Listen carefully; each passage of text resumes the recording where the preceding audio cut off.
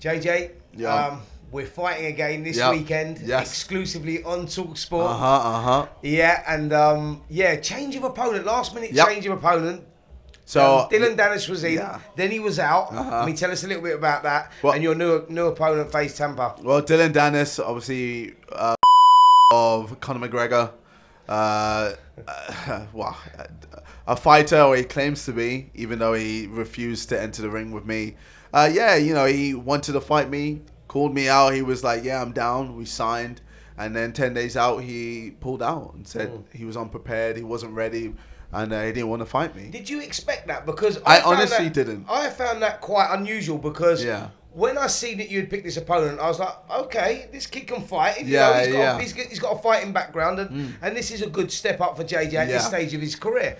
But then it sort of fell on its back, and I was like, I didn't understand that, if I'm totally honest. Yeah, I didn't really get it as well. When he didn't come to the first press conference, maybe that was the first alarm bells that should have been ringing. But I thought that's just how Danis is. He doesn't care. He does what he wants. He says he's the king. He said he was going to knock me out. He said I'm not a real fighter. So I was like, all right, cool. Let's go. Let's, continue to the next press conference, and, I'll show him what a real fighter is when I'm in his face. And I never got that privilege because 10 days out, he said nah. He fully, it's funny, he actually messaged me on my phone. I don't have my phone on. But I want to try and paraphrase what he said. He just said he made the event and that after the fight he's gonna mess me up or beat me up and blah blah blah. And I just said, you're gonna be known. Your legacy will be known as the guy who couldn't get in the ring with a YouTuber. Well, listen, there was a big noise around that fight, like you say, for them obvious reasons. That he's got a fighting background, and people thought, you know what, this is a great fight for KSI and a serious test for him. And then, obviously, he's pulled out with 10 days to go, which is never great when you've got a big promotion on.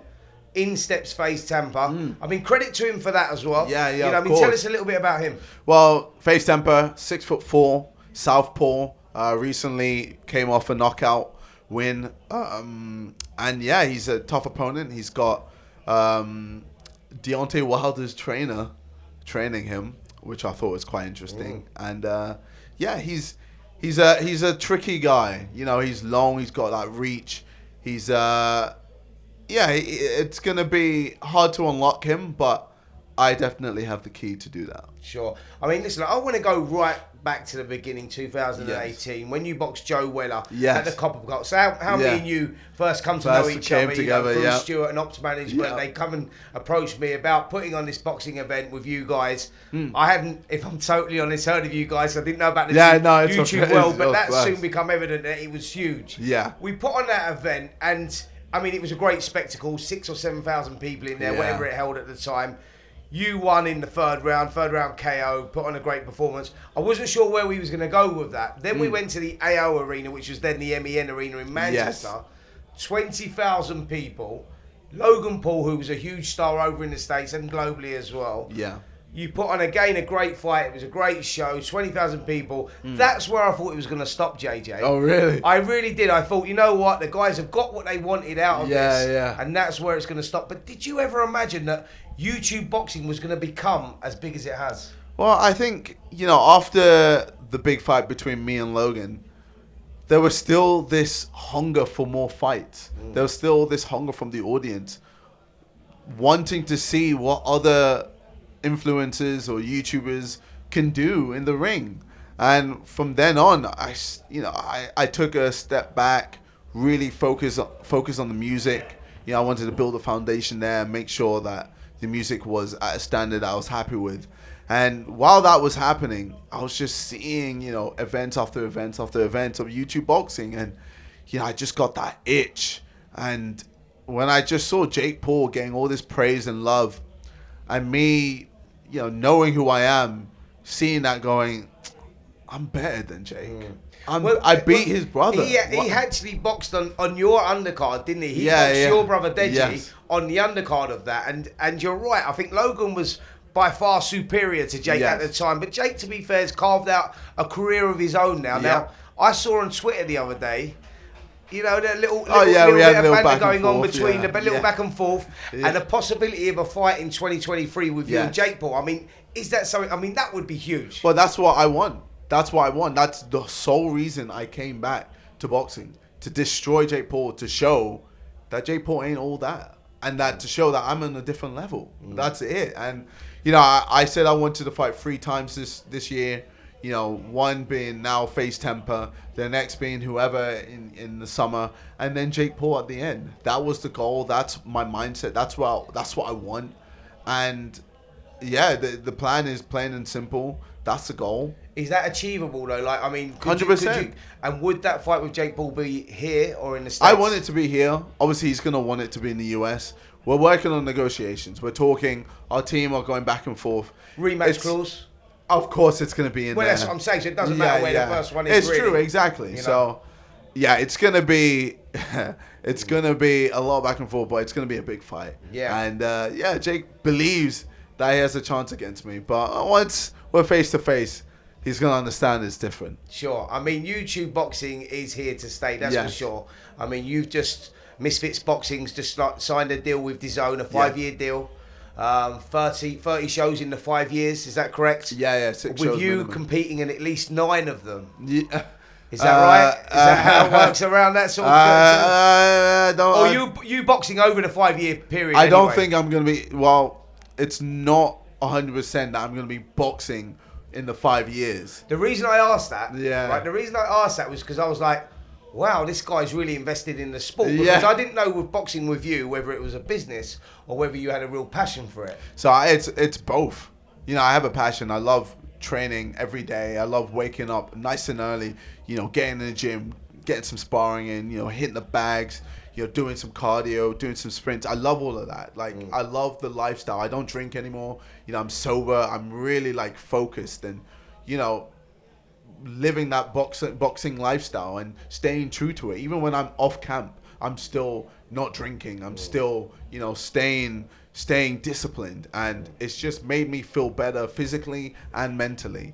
So when it comes to passion, I've got the passion. And obviously, you know, business-wise, I'm smart when it comes to that as well. And I see that Misfits has a huge future to be as big as the UFC, to be as big as WWE. It's entertainment. The entertainment value in Misfits is so high, and people love seeing people fight. So we're mashing that together, making sure that people are entertained throughout each fight, and we're making sure we build up every single fighter, rather than just focusing on the main event, making sure every single fighter has a backstory, making sure we invest time into every single fighter so that you're invested into the whole ecosystem. Sure. Yeah, you know, because that was one of the questions I was going to ask you. You know, like, you're a standout yourself, Logan, Jake. You know, you're the standout YouTube boxers. Yeah, you know, sure. Where you compete at a good level. Yeah. You know, I'm a former boxer, and I know good and I know bad. Yeah. You see somebody undercards of, say, Misfits, one of the last shows that I saw, you know, main event's great, but some of the undercards are maybe not so great, and they maybe not taking it as serious, and maybe see it more as a spectacle as opposed to a boxing match. Do you see that improvement? Like, do you see that improving over the forthcoming years? I 100% see it improving over the years. It's we're at the starting blocks. Because I was going to say, like, Misfits. Without you, Jake, and Logan, yes, where do you see YouTube boxing? I still see it doing well, but maybe just not as well as it is when me or Jake or Logan are involved.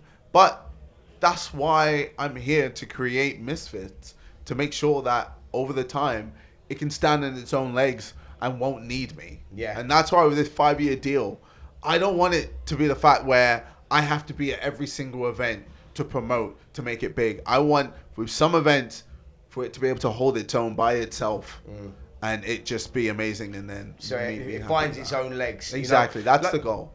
Where do you guys see it as well? I know Jake is very, very serious. I'm sorry to keep using him as a comparison, but good. Jake's seeing boxing as something that he loves, and now he's sort of taking on a full-time job, really. Like, he wants to go into the professional side of things and maybe achieve things in the professional side of the sport. Can you see yourself doing that? Can you see yourself mixing at that sort of level?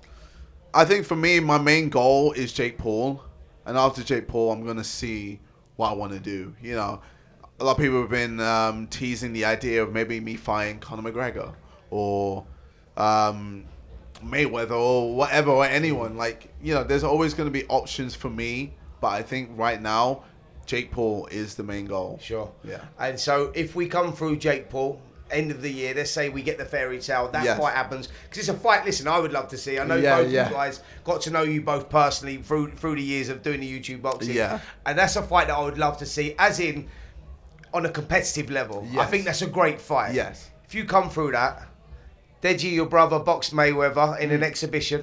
Yes. Is that someone you would like to go over? I don't see why not. Why not? Like, you're talking why about not. boxing legends now. Yes, of course. I feel like I'm very different to my bro. Like, my bro has got talent, but I have the hard work. Yeah, sure. And it shows with how I am, you know, in the gym and how I am in the ring. You know, every fight I see that I can win. That's just my mindset, and that's just how I am. I don't go in there to just survive. I don't go in there to just, you know, do what I need to do and just leave it at that. I go in to win and conquer. Yeah, you got that winner's mentality. I know 100%. That through seeing everything you do. You wanna win. No one likes losing. Of course. I don't mind losing, you know, in silence or in private. But when it comes to the big stage and when the pressure is on, I make sure to always win. So main goals 2023, Jake Paul. That's it. And once we get that out of the way, then we'll look. Then we'll see. We'll see. Like, if I want to fight another pro boxer or whatever, we'll see. But I think for now, it's just Jake Paul. Brilliant. Listen, I want to talk about this. Prime. Yes, we have to get into it, mate. Yep, you know, we have to get into it because everywhere. Look, I've got nieces and I've got nephews, and they can't get their hands on these bottles. I mean, they are like the most exclusive thing in the world. You know, why are they so hard to come by? Because the demand is just so high. Demand is so high for it, and because it's a nice drink, people drink it. I enjoy. Yeah, people enjoy it. Is. So they're like, okay, there's this drink that's been promoted a lot, hyped a lot. They see what the hype is. Oh wow, this is great. So now you have so many people. So listen to this. So you have a group of people who have never tried it, who are trying to buy it. You have people who have tried it, loved it, and are trying to buy it. You've got people who just see the money value and go, oh, I want to buy this so I can resell it because of the hype. How do you feel about people exploiting that? You know, like you designed this drink for all your little fans, and there's kids out there that are loving it, but they're paying like, I see this guy, Wakey Wines. Wakey Wines, yeah. Wakey Wines, and I had to mention him. He's been banned for TikTok, but yeah, he's the guy he's come back. He's come back. Oh, he's back. Yeah, he's back. But anyway, this guy's selling it for like 100 quid a bottle. Yeah, so he's selling the energy cans, right? Because they're not available in the UK, only in the US at the moment. So I don't know how he's able to get the cans. He's got a dealer or someone working with him. But how does that make you feel though? Like, I understand it's a business. He's trying to make money, but it's just a bit scummy. Yeah. It's just a bit. It's unfair, man. Like, let people try at reasonable prices, especially nowadays when times are tough. Economically, this isn't the time to try and take advantage of, you know, kids or adults or older women. Yeah. JJ, mate, I've seen these bottles being sold empty for 3 and 4 quid. I mean, this is insane. Yeah, I don't understand that. That doesn't make any sense. Like, maybe if it was signed or something, but yeah. Yeah. I mean, how did the relationship with you and Logan come up? Because Logan Paul's your partner in this, yeah? You were once... enemies through boxing. Yeah, once enemies, and then you end up doing business together, and what a business. So how did that relationship start? Well, it started after the fight, you know. We had a bit of respect. Maybe we had a bit of back and forth because of the points that he was contesting during the second fight. But then after that, we kind of saw eye to eye through podcasts. You know, we started talking properly. And we started working together, and then Logan came up to me and he was like, I've got this Prime hydration drink and I want to work with you. And I was there like, like, I'm very skeptical and I'm very picky with everything that I touch because I know I have an influence. I know a lot of people, you know, are inspired by me and will essentially just flock to whatever I promote. So I'm very, very picky with everything I did. So I made sure to, you know, test out all the flavors, made sure to drink every single one just to make sure it was at a level or a high standard. I wanted to make sure it was accessible to, you know, all audiences in the UK or US or hopefully soon around the world. And then once every box was ticked and, you know, we made sure everything was in order, we went ham with the marketing. And now it's just blown up, man. And it's great. I would have thought the hype would have slowed down or died down a little bit, but it's just not stopping. Hey, it's getting bigger. It's getting bigger. It's like, honestly, this drink is just like, it's even come into my world, like I say, with nieces, nephews, etc., etc. And then when I say, I'm going to interview KSI today, like, no way. But it's mad though, the influence that it's had on these kids, isn't it? It really is. Wild, man.